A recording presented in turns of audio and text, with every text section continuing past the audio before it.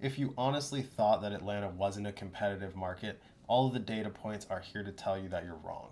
So if you want to know what's really going on here, we're going to talk about it today in this video. Stay tuned for Atlanta's data points and current news articles expressing just how competitive Atlanta is. So, as promised, we're going to go ahead and dive right in. We're starting with the article, and from the article, we're going to head over to Redfin's data points. We're not using MLS today just because MLS does not update every single day, just monthly, right? So, we're at Atlanta Agent Magazine. Atlanta ranked number 5 among US cities for number of homes sold in May, right? And that's despite a slight year over year decrease in transactions. On the bright side, we are seeing a substantial increase in inventory here, guys. We're going to cover those data points in just a moment. But if we look at who's taking the lead as far as home sales, we have Chicago, New York, Dallas, and Houston.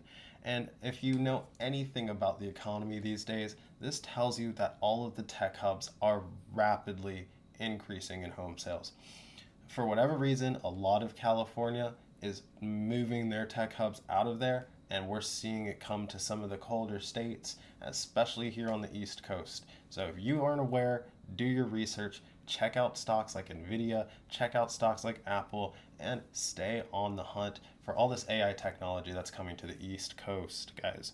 So let's check out the rest of the article. Atlanta also ranked 5th in the US for largest percentage increase in new listings hitting the market in May. As I mentioned, there are far more housing options than before, guys. Keep your eyes peeled because if you're a home buyer, this is your time to keep your eyes peeled. If you're going to strike, you need to know where you're going to strike, right? So the metro area saw a 22.8% year over year jump. New listings rising from 12,275 from 9,998. Overall, median home prices are up again here in Atlanta.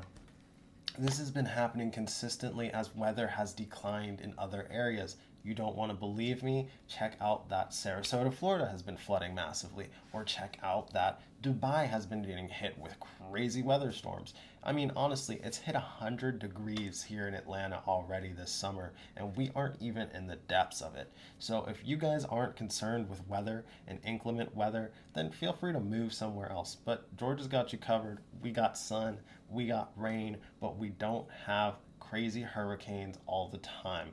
I'll tell you that.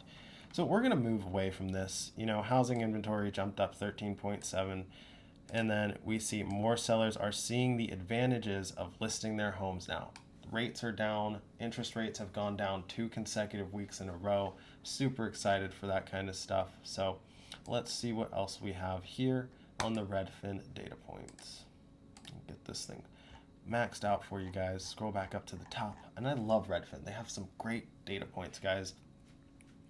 So the Atlanta housing market is somewhat competitive. They break this down really simple for you guys.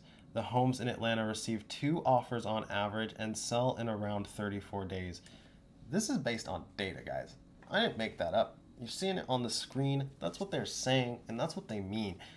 The median sales price of a home in Atlanta was $430,000 last month, which is down 11% since this time last year.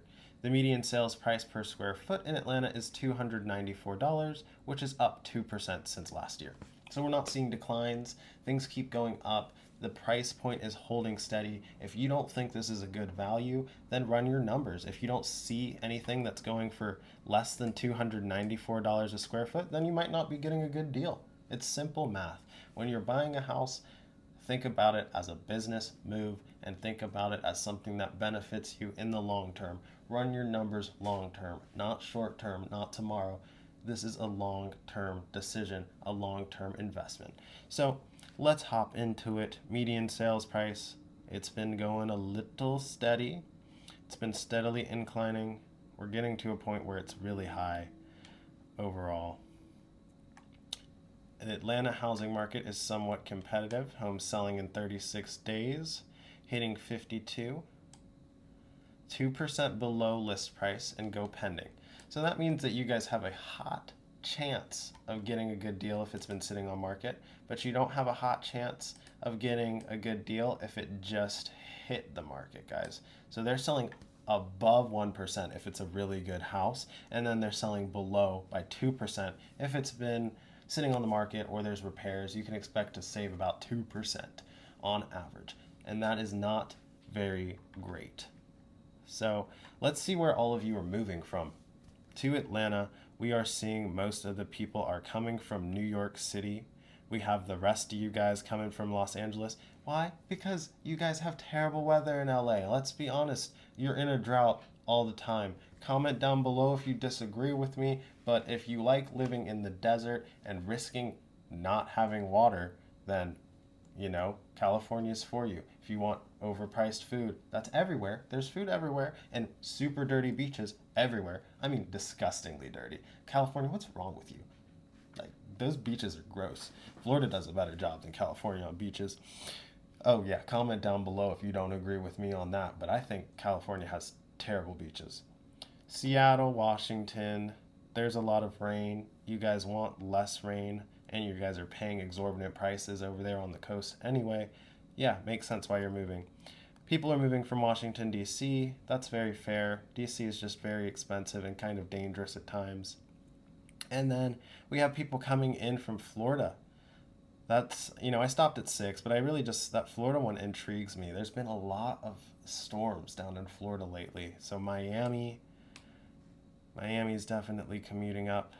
And where are people heading from Atlanta? We've got people leaving Atlanta to go to Macon, people leaving Atlanta to go to Savannah. People are going to Jacksonville, Florida. Jacksonville is reasonable priced and it's inland, so they don't seem to get as much of the brunt of the forces in Florida, and that's why I notice a lot of people in Georgia will mention being willing to go to Jacksonville. Chattanooga is very convenient. It's a small town pretty much, and you still feel like how Georgia used to feel before all of the implants, right? So if you're a local, you know what I'm talking about. If you've been out to Chattanooga recently, they've definitely been bustling. And same for Greenville. Greenville and Chattanooga, they're definitely the next mini Georgias. They're going to get the brunt of things. Prices are already starting to skyrocket in those areas. And I'll be honest with you, they're good buys. If you don't want to be here in Atlanta, message me. I can still put you in connection with an agent in any of these states. I am very well connected, and I don't hesitate to use that connection for you guys. But ultimately, Atlanta is trending. Atlanta is on the rise. If you watch my other market updates, it's been like a consistent 3 or 4 months of Atlanta being on the rise. So head over to the channel, check out my other market updates, check out the home tours, like and subscribe. And as always, if you're moving here to Georgia, go ahead and check out the description and fill out the contact forms. I'll be in touch.